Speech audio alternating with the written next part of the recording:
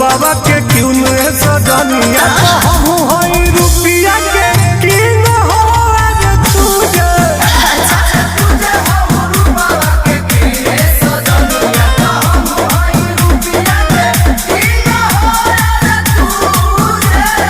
का बुझलू।